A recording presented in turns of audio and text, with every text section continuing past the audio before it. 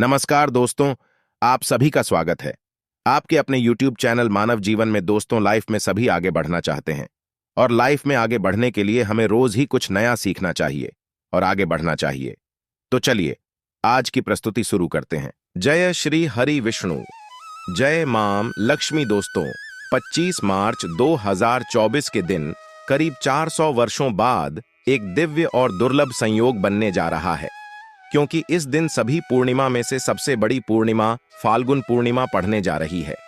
दोस्तों, यह पूर्णिमा होली और चंद्र ग्रहण के दिन पड़ रही है, जिस वजह से इस दिन 3 बड़े योगों का निर्माण हो रहा है, जो है धन लक्ष्मी योग, अमृत सिद्धि योग और गज केसरी योग। दोस्तों, इन 3 योगों के निर्माण की वजह से इस पूर्णिमा पर भगवान विष्णु और मां लक्ष्मी की असीम कृपा बरसने वाली है। और अगर इस दिन आप चुपचाप किसी को बिना बताए गाय को यह एक चीज खिला देते हैं, तो आपकी सभी समस्याओं का हल संपूर्ण रूप से हो जाएगा। दोस्तों, 25 मार्च को पड़ने वाली पूर्णिमा सभी पूर्णिमा में सबसे बड़ी मानी जाती है, इसलिए इस दिन गाय से जुड़ा यह अचूक उपाय आपकी हर परेशानी को हल कर देगा, चाहे वह धन को लेकर हो या सेहत या संतान की प्राप्ति को लेकर। इसलिए दोस्तों, वीडियो को आखिर तक जरूर देखें। और दोस्तों, अगर आप भी अपने जीवन में भगवान श्री हरि विष्णु की कृपा पाना चाहते हैं, तो इस वीडियो को लाइक करके कमेंट में जय श्री हरि, जय मां लक्ष्मी लिखना ना भूलें। दोस्तों, इस बार होलिका दहन 24 मार्च को होगा और चंद्र ग्रहण अगले दिन 25 मार्च को हो रहा है। दरअसल पूर्णिमा इस बार 24 मार्च को देर शाम शुरू हो रही है। ऐसे में अगले दिन दोपहर 12 बजे तक पूर्णिमा तिथि रहेगी और चंद्र ग्रहण भी 25 मार्च को अगले दिन पड़ रहा है। दोस्तों, यह ग्रहण भारत में नहीं दिखेगा और इस ग्रहण के सूतक काल के बारे में बात करें तो आपको बता दें कि इस ग्रहण का सूतक काल नहीं लगेगा। और दोस्तों, इस ग्रहण का धार्मिक महत्व होने के कारण इसका पूरा प्रभाव इस दिन होगा। यह ग्रहण साल 2024 का पहला चंद्र ग्रहण 25 मार्च 2024 को सुबह 10:24 से लेकर दोपहर 3:01 तक है। इस ग्रहण की कुल अवधि 4 घंटे 36 मिनट होगी। दोस्त, गाय के अंदर सभी देवी देवताओं का निवास माना जाता है, तो आप सुबह जो पहली रोटी बनाते हैं वह अगर गाय को खिलाते हैं तो सभी देवी देवताओं का आशीर्वाद मिलता है। गाय को गुरु के साथ जोड़ा गया है, यानी गुरु ग्रह के साथ, बृहस्पति ग्रह के साथ। इसलिए नवरात्रि के दिन गाय को रोटी पर एक चुटकी हल्दी डालकर खिलाए तो सुख संपत्ति धन ऐश्वर्य बढ़ता है। दोस्त, ग्रह शांत हो जाते हैं। जो लोग मानसिक रूप से परेशान, वह गाय को रोटी पर थोड़ा सा गुड़ रखकर खिलाए तो सकारात्मक ऊर्जा आती है, टेंशन खत्म हो, स्वास्थ्य अच्छा रहता है। और अगर आपको लगता है कि आपके सभी ग्रह खराब, तो ऐसे में गाय को पहली रोटी रोज खिलाएं। सभी ग्रह धीरे धीरे हो शुभ हो जाएं। कभी कभी जीवन में लंबे समय से कोई शुभ मंगलकारी नहीं हो रहे होते हैं, तब ऐसे में आप गाय को रोटी खिलाएं। गाय के मस्तक को छूकर अपनी मन्नत कहे प्रणाम करें। पैर छुए तो आपकी इच्छा जरूर पूरी होगी। हमारे प्राचीन धर्म ग्रंथों में गाय को एक अत्यंत महत्वपूर्ण और पवित्र पशु माना जाता है। शास्त्रों में गाय को माता कहा गया है और समस्त देवी देवता इनका पूजन करते हैं। गौ माता के शरीर में 33 कोटि देवी देवताओं का निवास होता है। गाय एक अत्यंत पवित्र, निर्मल, शांत, निष्पाप जीव है। ऋग्वेद में इसे संसार का पालन पोषण करने वाली कामधेनु माता कहा गया है। इसके दर्शन मात्र से मनुष्य के हजारों पाप नष्ट हो जाते हैं। इसीलिए कभी इस निष्पाप गौ माता पर अत्याचार नहीं करना चाहिए। गाय को कभी मारना नहीं चाहिए और कभी उन्हें कष्ट नहीं देना चाहिए। गाय को मारना शास्त्रों में सबसे बड़ा पाप माना गया है। दोस्तों, भगवान श्री कृष्ण को गायों से विशेष लगाव था।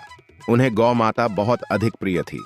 श्री कृष्ण के अनुसार गायों की सेवा करना ही सर्वश्रेष्ठ धर्म है। इससे बड़ा पुण्य का कार्य संसार में दूसरा कोई नहीं। कलयुग की भविष्यवाणी करते हुए भगवान श्री कृष्ण कहते हैं कि कलयुग में जब धर्म का लोप हो जाएगा, तब मनुष्य गाय की सेवा नहीं करेंगे। मनुष्य केवल दूध के लिए ही गाय को पालेगा। दूध के लिए वह गाय को बहुत कष्ट देगा, जिसके परिणाम स्वरूप कलयुग में पाप और अधम उसके चरम पर होगा। कलयुग के का लक्षण बताते हुए श्री कृष्ण कहते हैं, जब संसार से गायें समाप्त हो जाएंगी, तब कलयुग का अंत होगा। जो मनुष्य कलयुग में भी गाय की निस्वार्थ भाव से सेवा करेगा, वह सुख समृद्धि प्राप्त करेगा। जो स्त्री रसोई में बनी पहली रोटी गौमाता को खिलाएगी, वह सदा सुहागिन और सौभाग्यशाली रहेगी। जो लोग अपने घर में गाय से प्राप्त पंचगव्य को भर में रखेगा, उसके घर में कभी दुख दरिद्रता नहीं आएगी। दोस्तों, हमारे धर्म के सभी शास्त्रों में गाय की सेवा को ही सर्वश्रेष्ठ माना गया है। जो व्यक्ति प्रतिदिन किसी न किसी तरह से गौ माता की सेवा करता है, वह सबसे अधिक पुण्यवान बन जाता है। गांव में तो मनुष्य को गाय की सेवा करने का अवसर प्राप्त होता है, लेकिन शहरों में गाय के दर्शन आसानी से नहीं हो पाते हैं। इसीलिए मनुष्य को गौशाला में जाकर गाय की सेवा करनी चाहिए अथवा गौशाला के लिए दान धर्म करने चाहिए। इसके अलावा आप अपने घर में ही गौ माता की मूर्ति रखकर उनकी पूजा जरूर करें। इससे भी माता कामधेनु का आशीर्वाद प्राप्त होता है। शास्त्रों में गौ माता को मां लक्ष्मी का रूप माना गया है, इसीलिए उनकी पूजा करने से दरिद्रता दूर होती है। प्राचीन काल से ही गौ माता की सेवा और संरक्षण करने की परंपरा चली आ रही है। कई ऋषि मुनि अपनी कुटिया में गायों का पालन करते थे तथा राजा महाराज गायों का दान करते थे। गायों के दान को सबसे बड़ा दान कहा गया है। गाय का दान करने से सभी जन्मों के पाप नष्ट हो जाते हैं और मनुष्य को मोक्ष की प्राप्ति होती है। आज हम आपको गौमाता के संबंध में बहुत ही महत्वपूर्ण बातें बताने जा रहे हैं। गाय की पूजा कैसे करनी चाहिए, गाय को कौन सी चीजें खिलाने से कौन सा फल मिलता है तथा गाय के किस अंग को स्पर्श करने से दरिद्रता दूर होती है आदि के बारे में हमारे शास्त्रों में बहुत ही महत्वपूर्ण ज्ञान दिया गया है। हमारी अत्यंत पूजनीय गौ माता के बारे में आप सभी को यह बातें अवश्य जान लेनी चाहिए। इससे आपके जीवन से सभी प्रकार के कष्ट दूर होंगे। दोस्तों, कई बार महिलाएं जाने अनजाने में गाय को कुछ चीजें खिला देती है, जिससे मां लक्ष्मी क्रोधित हो जाती है। शास्त्रों में कहा गया है कि ये चीजें गाय को कभी नहीं खिलानी चाहिए। इससे मनुष्य के जीवन में दुर्भाग्य आता है और उसे किसी भी कार्य में सफलता नहीं मिलती है। तो चलिए जान लेते हैं गौ माता के विषय में महत्वपूर्ण नियम। सबसे पहली बात है दोस्तों, गौ माता के दर्शन करना बहुत शुभ होता है। शास्त्र कहते हैं रोज सुबह गाय के दर्शन होने से पुण्य की प्राप्ति होती है और सुबह गोबर के दर्शन होने से लक्ष्मी की प्राप्ति होती है। अगर किसी महत्वपूर्ण कार्य के लिए जा रहे हैं और अचानक ही गौ माता आपके रास्ते में आ जाती है तो वह कार्य निश्चित ही सफल हो जाता है। किसी भी यात्रा पर निकलते समय अगर गौ माता के दर्शन हो जाएं तो वह यात्रा सुखपूर्वक पूर्ण हो जाती है, इसमें संशय नहीं है। ज्योतिष शास्त्र के अनुसार कुंडली में यदि पितृदोष होता है तो अन्य उपायों के साथ साथ गौ माता को प्रतिदिन रोटी और घास खिलाने से लाभ होता है और पितृदोष से मुक्ति मिलती है। इसी तरह कुंडली में यदि शनि की 7.5 या महादशा है तो हर शनिवार और अमावस्या को काले रंग की गाय को घास या रोटी खिलाएं और उसकी पूजा करें। इससे शनि दोष कम होता है। गौमूत्र यानी कि गाय का मूत्र बहुत ही उपयोगी, पवित्र और स्वास्थ्य की दृष्टि से अत्यंत हितकारी होता है। आध्यात्मिक दृष्टि से तो गौमूत्र का महत्व है ही, साथ ही वैज्ञानिक और स्वास्थ्य की दृष्टि से भी गौमूत्र के बहुत से लाभ बताए गए हैं। गौमूत्र में बहुत से खनिज पदार्थ और स्वास्थ्य वर्धक तत्व होते हैं जो हमारे शरीर की शुद्धि करते हैं और बहुत से रोगों से भी बचाते हैं। साथ ही गौमूत्र छिड़कने से वातावरण में शुद्धता और पवित्रता व्याप्त हो जाती है। इसीलिए हमारे शास्त्रों में शरीर को निरोगी रखने के लिए प्रतिदिन गौमूत्र का सेवन करने तथा घर में गौमूत्र छिड़कने के लिए कहा गया है। कुंडली में शुक्र ग्रह की स्थिति को मजबूत करने के लिए ज्योतिष शास्त्र के अनुसार सुबह के भोजन में सबसे पहली रोटी निकालकर एक सफेद गाय को खिलाना शुभ माना जाता है। अगर आपकी कुंडली में बुध ग्रह कमजोर है या आपको किसी कारण इसके दुष्प्रभाव झेलने पड़ रहे हैं तो हर बुधवार के दिन गाय को हरा चारा खिलाना शुरू कर दें। इससे बोध से जुड़े दुष्प्रभाव दूर होंगे और आपको तमाम समस्याओं का हल मिल जाएगा। अगर कुंडली में मंगल दोष है जिसके कारण आपके जीवन में कई तरह की परेशानियां हैं तो लाल रंग की गाय की सेवा करें। मंगलवार के दिन गाय का पूजन करें और उसे गुड़ और चने आदि खिलाएं। बृहस्पति ग्रह को जीवन के सभी मांगलिक कार्यों का कारक माना जाता है। ऐसे में अगर किसी व्यक्ति के जीवन में विवाह आदि मांगलिक कार्यों में विघ्न निर्माण हो रहे हैं तो उन लोगों को कुंडली में बृहस्पति ग्रह की स्थिति को मजबूत करने के लिए रोटी पर गुड़ और चने रखकर गाय को खिला देना चाहिए। इससे आपको शुभ परिणाम प्राप्त होते हैं।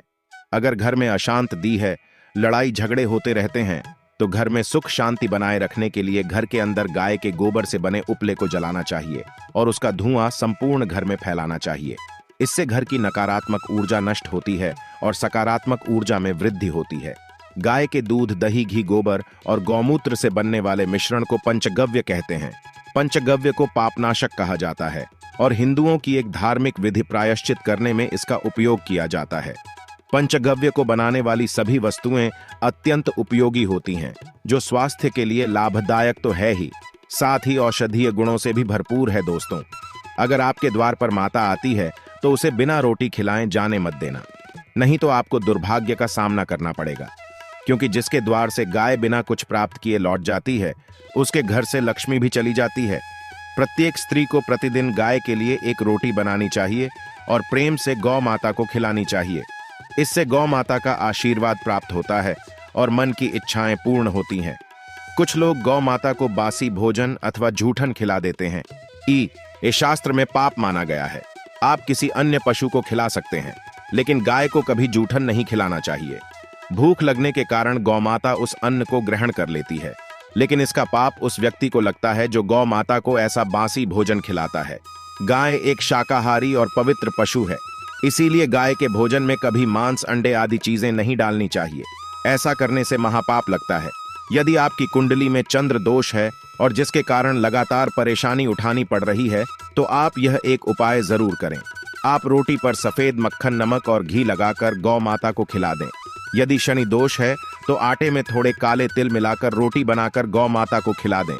इससे शनि दोष समाप्त होता है। मंगल दोष को दूर करने के लिए रोटी पर हल्दी लगाकर गाय को खिलाना चाहिए। अगर घर में धन की समस्या है तो गुरुवार के दिन गाय को केले का फल खिलाना चाहिए। इससे दरिद्रता दूर होती है। दोस्तों, गौमाता की पीठ पर एक उभरा हुआ कुबड़ होता है। उस कुबड़ में सूर्य केतु नारी होती है। जब भी आपके द्वार पर गौमाता पधारे, आप इस कुबड़ को एक बार जरूर स्पर्श करें। इससे आपके जीवन से सभी दुखों का अंत होगा और धन संपत्ति की प्राप्ति होगी। शास्त्रों में कहा गया है, जो मनुष्य तन मन धन से गौ माता की सेवा करता है, वह मृत्यु के बाद वैतरणी नदी को गौ माता की पूंछ पकड़कर पार कर लेता है। उसकी अकाल मृत्यु नहीं होती है और उसे मोक्ष की प्राप्ति होती है। जिस व्यक्ति के भाग्य की रेखा सोई हुई है, अगर वह व्यक्ति अपनी हथेली पर रखकर गौ माता की जेब से जताता आता है, तो उसकी सोई हुई भाग्य रेखा खुल जाती है और उसका दुर्भाग्य सौभाग्य में परिवर्तित हो जाए आता है। तो दोस्तों, इस प्रकार से आप सभी गौ माता की सेवा जरूर करें। उम्मीद है आपको यह जानकारी अच्छी लगी होगी। वीडियो को लाइक जरूर करें। आज के लिए बस इतना ही इस वीडियो में दी गई जानकारी। अगर आपको अच्छी लगी हो तो प्लीज हमारे चैनल मानव जीवन को सब्सक्राइब करें, लाइक करें और हमारे वीडियो में अंत तक बने रहने के लिए धन्यवाद।